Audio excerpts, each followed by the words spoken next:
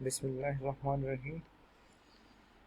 Lecture number 1, class 9th, chapter number 1 है हमारे पास, matrices and determinants.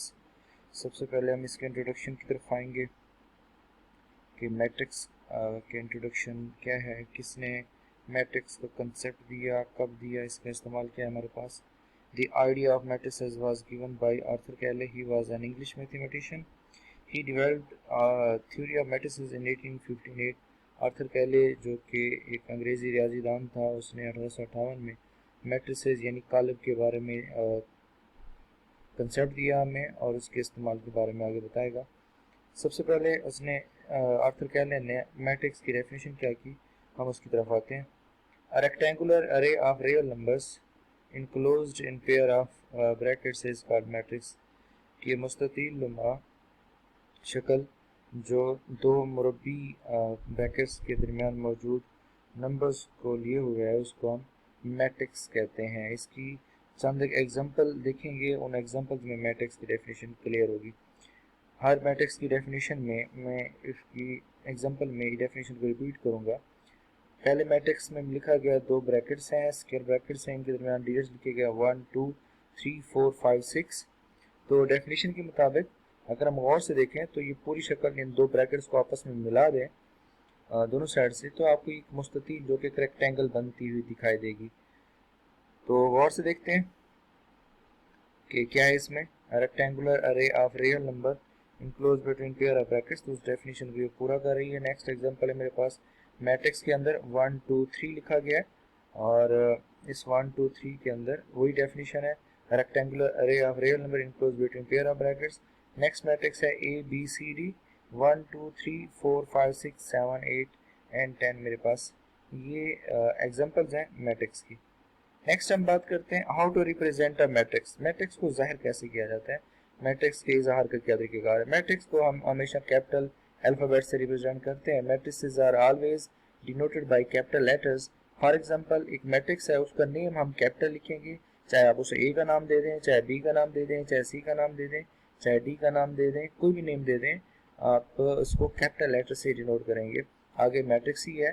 लेकिन जब while entries of matrices are represented by small alphabet, लेकिन जब मैट्रिक्स के अंदर मौजूद जो एलिमेंट्स हैं, जो एंट्रीज हैं, जब वो वहाँ लिखेंगे वहाँ आप कैपिटल अल्फाबेट्स का इस्तेमाल नहीं करेंगे। अगर वहाँ पे अल्फाबेट्स आएंगे भी सही तो वहाँ पे आप स्मॉल अल्फाबेट्स का इस्तेमाल करेंगे, जबकि मैट्रिक्स को आप कैपिटल अल्फाबेट से रिप्रेजेंट करेंगे। हम इस मैट्रिक्स में अगर गौर से देखें, मैट्रिक्स ए के अंदर एलिमेंट्स लिखेंगे 1 2 3 4 5 6। मैं इसको इस अंदाज से भी पढ़ सकता हूँ, मैं इसको इस अंदाज से भी पढ़ सकता हूँ 1 4 2 5 3 6। तो ये दोनों अंदाज से जब मैंने पढ़ा, इन दोनों अंदाज ने एक नए सवाल को जन्म दिया। अब आगे देखते हैं इसको हम कैसे एक्सप्लेन कर पाते हैं। Rows of matrix, the entries presented in horizontal way in a matrix are called rows. For example हम अगर इसको गौर से देखें कि जब किसी भी मैट्रिक्स के अंदर एलिमेंट्स को हम उफ़की अंदाज में या हॉरिजॉन्टल वे में रिप्रेजेंट करेंगे, तो वो जो रिप्रेजेंट होने वाली चीज़ होगी मैट्रिक्स के अंदर, वो कतार कहलाएगी या रो कहलाएगी। जैसे कि आपको नज़र आ रहा है, matrix A is equal to 1 2 3, इनको हमने हॉरिजॉन्टल वे में लिखा हुआ है, तो इस मैट्रिक्स में सिर्फ एक ही कतार है। In above matrix there is only one row. Next matrix है ए इज इक्वल टू 1 2 3, एक रो है, 4 5 6 दूसरी रो है। ये दो हॉरिजॉन्टल वे में लिखे गए डिजिट्स हैं, तो in above matrix there are only two rows. Next हम आते हैं कॉलम्स ऑफ मैट्रिक्स की तरफ आते हैं।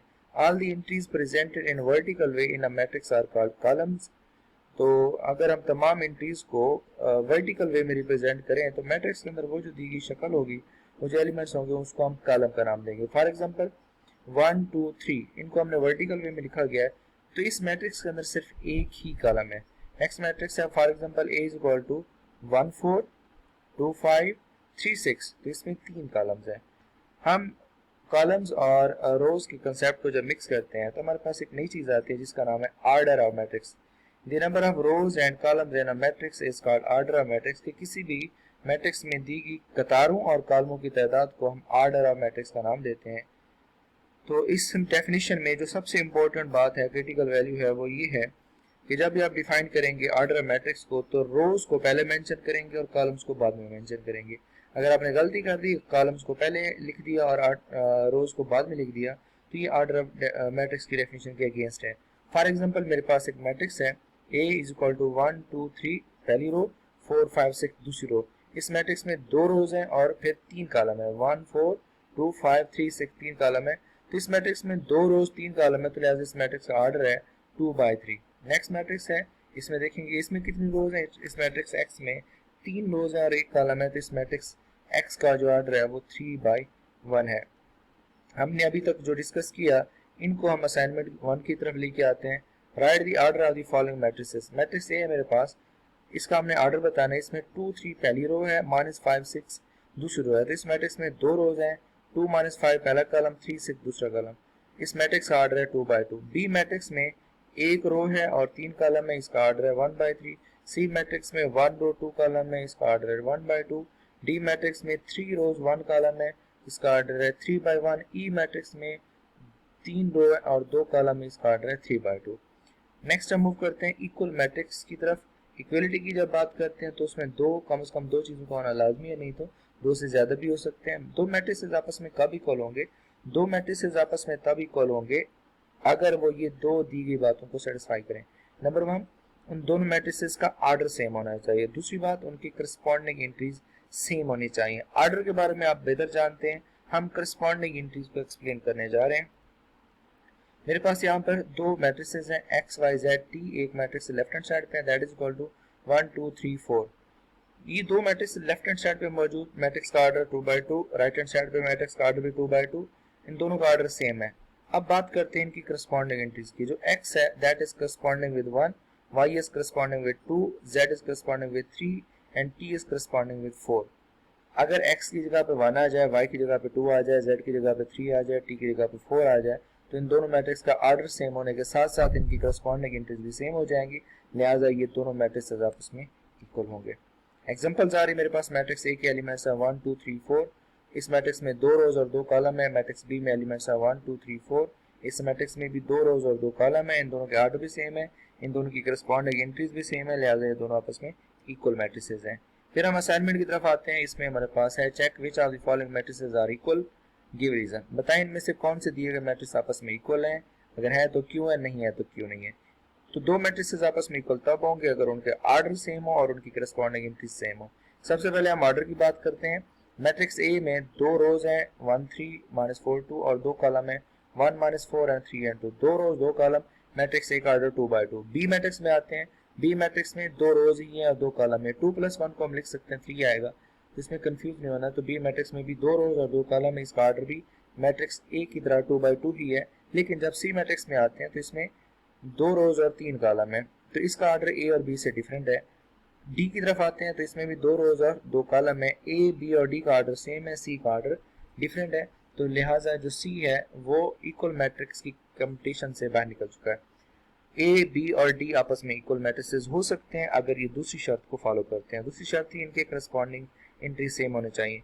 मैट्रिक्स ए में पहली रो का पहला एलिमेंट 1 है, बी में पहली रो का पहला एलिमेंट 1 है, मैट्रिक्स ए में पहली रो का दूसरा एलिमेंट 3 है, मैट्रिक्स बी में पहली रो का दूसरा एलिमेंट 3 है, मैट्रिक्स ए में दूसरी रो का पहला एलिमेंट -4 है, मैट्रिक्स बी में दूसरी रो का पहला एलिमेंट -4 है, मैट्रिक्स ए में पहली रो दूसरी रो का दूसरा एलिमेंट 2 है, मैट्रिक्स बी में दूसरी रो का दूसरा एलिमेंट 2 है। तो मैट्रिक्स ए और बी के करस्पॉन्डिंग एंट्रीज बराबर हैं, ऑर्डर पहले सेम थे, एंट्रीज अब बराबर, करस्पॉन्डिंग एंट्रीज अब बराबर होंगी। मैं बार बार वर्ड करस्पॉन्डिंग पे जोर दे रहा हूँ। ये बात अगर हम करस्पॉन्डिंग इग्नोर कर दें तो जो डी मैट्रिक्स है वो आके यहाँ पे हमें एक्सप्लेन करेगा। तो ए और बी आपस में इक्वल मैट्रिसेस हैं।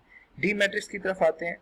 अगर हम वर्ड करस्पॉन्डिंग को हटा दें तो ए बी और डी आपस में बराबर है, लेकिन जब शर्त करस्पॉन्डिंग ही लगाई जाएगी तो ए बी और डी आपस में बराबर नहीं है, क्योंकि डी मैट्रिक्स में जो पहली रो का दूसरा एलिमेंट है वो ए और बी में पहली रो के दूसरे एलिमेंट से डिफरेंट है।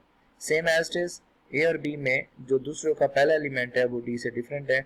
जबकि अगर गौर से देखा जाए तो इसमें इनमें इस्तेमाल होने वाले डिजिट्स वही हैं जो डी में इस्तेमाल हो रहे हैं, लेकिन उनकी करस्पॉन्डिंग एंट्रीज आपस में सेम नहीं है, तो लिहाजा ए बी और डी आपस में इक्वल नहीं है, जबकि ए और बी आपस में इक्वल मैट्रिसेस हैं। नेक्स्ट असाइनमेंट नंबर 3 की तरफ आते हैं। इसमें देख के हमने बताने कि कौन से मैट्रिसेस आपस में इक्वल है। मेरे पास मैट्रिक्स ए जो है वो मैट्रिक्स सी के बराबर है, क्योंकि 5 - 2 सी मैट्रिक्स में 3 के बराबर होता है, और मैट्रिक्स ए का ऑर्डर 1/1 है, इसमें एक ही रो और एक ही कॉलम है, और सी में भी एक ही रो और एक ही कॉलम। अक्सर बच्चे सी मैट्रिक्स में आके गलती कर जाते हैं और वो ये जल्दबाजी में कह जाते हैं कि सी मैट्रिक्स का आर्डर 1/2 है, जो कि गलत है। 5-2 को अगर आप स्प्लिट करें तो ये 3 देता है, तो ए और सी आपस में इक्वल मैट्रिसेस हैं। फिर बी की बात करते हैं। बी मैट्रिक्स का आर्डर जो है वो 1/2 है, इसमें पहले एक रो और 2 कतारें हैं। तो अगर गौर से देखें तो जो बी मैट्रिक्स है वो आई मैट्रिक्स के बराबर है, क्योंकि आई मैट्रिक्स में भी 3+2 सेकंड एलिमेंट 5 देता है।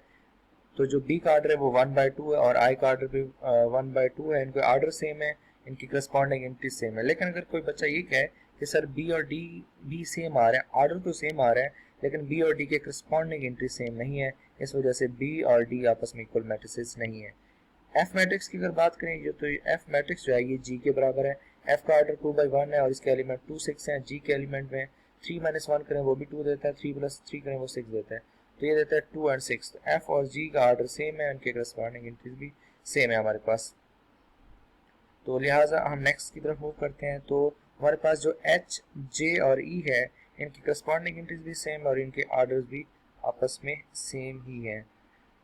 नेक्स्ट हमारे पास very important question of exercise 1.1 question number 3। दो मैट्रिसेस दिए गए हैं, इन दो मैट्रिसेस के दरमियान इक्वलिटी का सिंबल है, दोनों मैट्रिक्स का आर्डर सेम है। पहले मैट्रिक्स का आर्डर 2/2 है, दूसरे का आर्डर भी 2/2 है, इन दोनों के दरमियान इक्वलिटी का सिंबल है।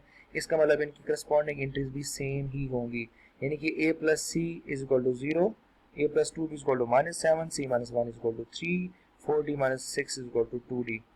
तो यहाँ पे एक्सप्लेन किया गया। हम इसको जब सॉल्व करते हैं, a plus C is equal to 0, a plus 2 is equal to -7, पहली इक्वेशन से c की वैल्यू निकालते हैं, c इज इक्वल टू 4 आता है।